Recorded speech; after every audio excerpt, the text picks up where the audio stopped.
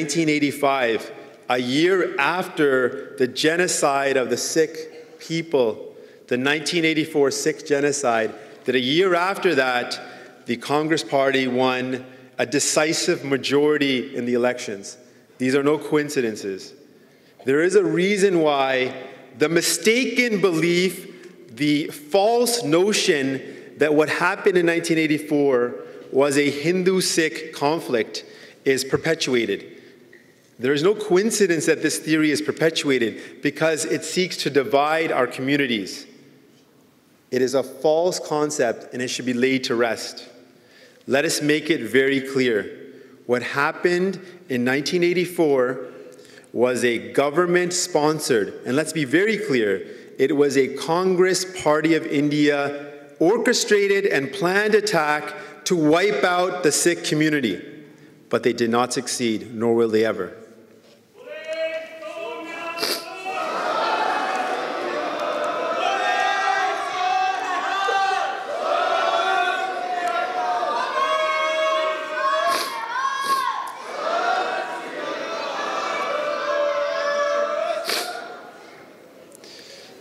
We are here, we're not going anywhere, and the fight continues, the struggle continues. What happened in 1984 was clearly a genocide. If we look at the circumstances, neighbors who lived in Delhi, neighbors who lived in villages and cities across India, who Hindu, Muslim, Sikh, who played together, whose children played together, who drank cha together, who celebrated events together, who went to each other's homes, who invited each other over for dinners, they did not kill each other. It wasn't neighbor against neighbor. It wasn't a riot where two groups were armed and clashed. This was a clear attack. People were bussed in, armed with steel rods, given kerosene to set people afire, and they were organized by government representatives, people who were elected to protect the citizens. Those very same people were the ones who organized these thugs, these goons, who were bussed in from outside. They told them where to go, relying on government census documents to identify Sikh buildings, Sikh homes, and Sikh people. They used this information to target Sikh people and to kill them. This was not neighbors rioting. This was not neighborhoods that were rioting. That's false. And it is of utmost importance that we clarify this issue because this is the politics of division. There is a goal in India and across the world where you divide people so that they fight amongst themselves instead of fighting for justice, instead of fighting for what they truly desire. This is what happened in India. This false notion that it was a Hindu-Sikh conflict was created in the minds of people to create division. So let us be clear. There are many stories of our Hindu brothers and sisters, of our Muslim brothers and sisters protecting their neighbors, and we should honor those memories. And let's remember.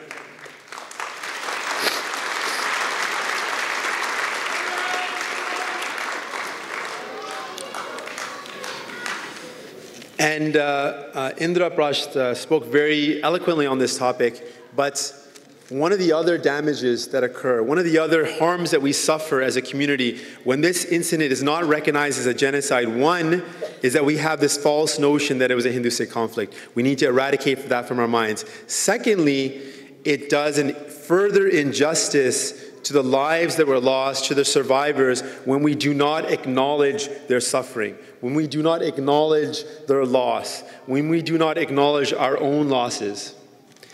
It affects our self-confidence, it affects our psyche, it affects our self-worth.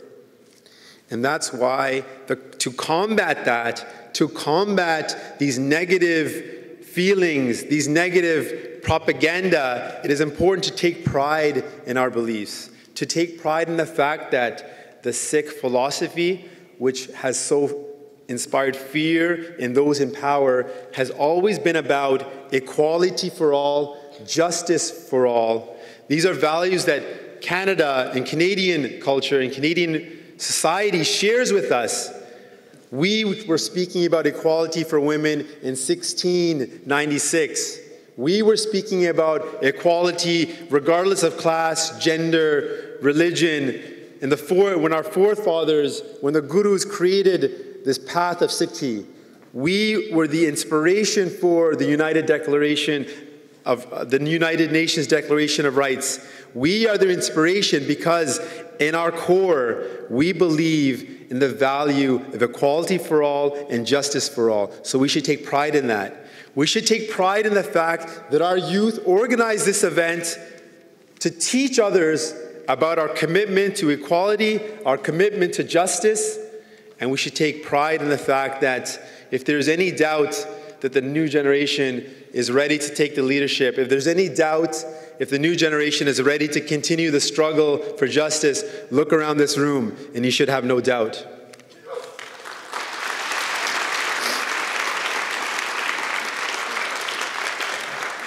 When we speak of justice, it's important when we remember the genocide that was perpetrated against our community. It's very important to recognize that we must have a solidarity, a unity with struggles for justice across the world. Whether it's in Egypt, whether it's in Tunisia, Nagaland, Assam, wherever, in Canada, in the United States, the struggle for justice is a unified struggle. Martin Luther King once said that injustice against one is injustice against all. So I dream of a day when we can struggle for justice for all people, all humans, and we will not stop fighting until that day comes. And I ask you, brothers and sisters, join us in this struggle for freedom, for justice, for equality. That's what we stand for, that's what we'll continue to fight for, and that's what the youth are here for. Let's give them the respect they deserve, because look what they can accomplish. Thank you so much.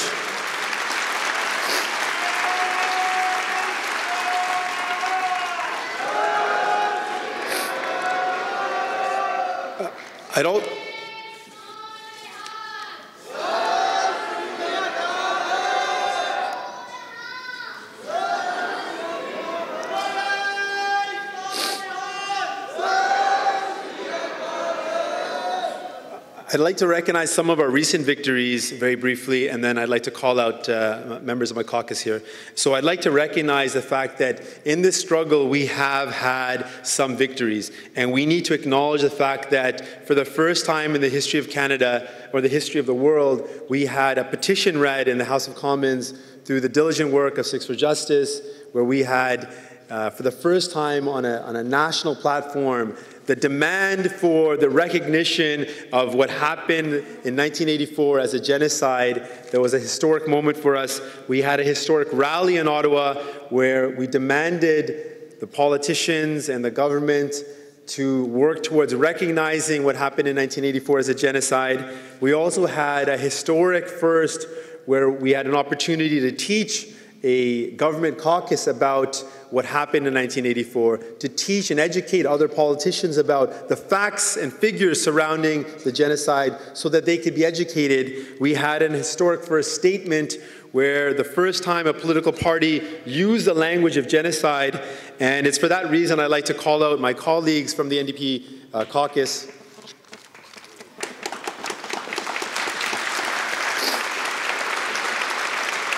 I have Jonah Shine from Davenport. He's a member of Provincial Parliament. Michael Mantha from Algoma, Manitoulin.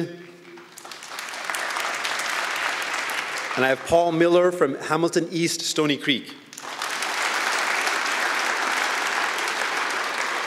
These are members of the Provincial NDP caucus who I had the opportunity to teach about the 1984 genocide, and a statement was released by the party where we stood in solidarity. And so I'd like to recognize my brothers here for their solidarity, and I think we should all recognize the work that they've done in supporting us.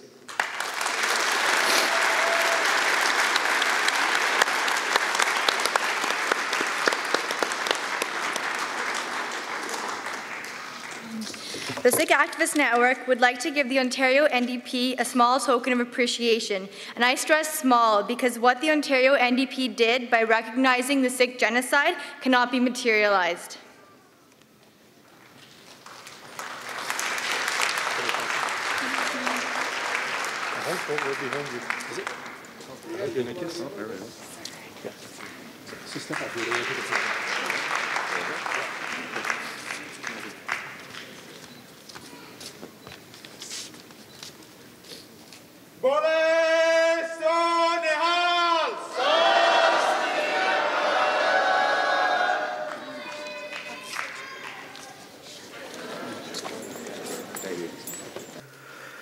पता नहीं सी एडे कंडे आले उके आउणगे मुहब्बतां दे दीवे जेड़े रखे बाल बाल के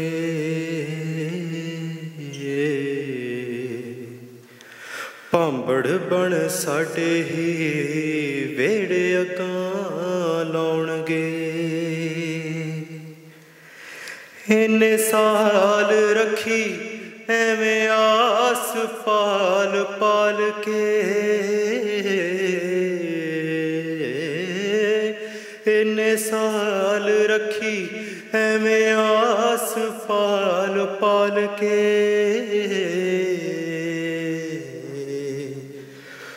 पता नहीं सी जख्मां ते लूण होर पाउणगे पता नहीं सी जख्मां ते लूण होर पाउणगे हो बोलियां ने सरकारां सुनदी साडे वैण नहीं मचण कलेजे भांबड़ आउंदा दिल नूं चैन नहीं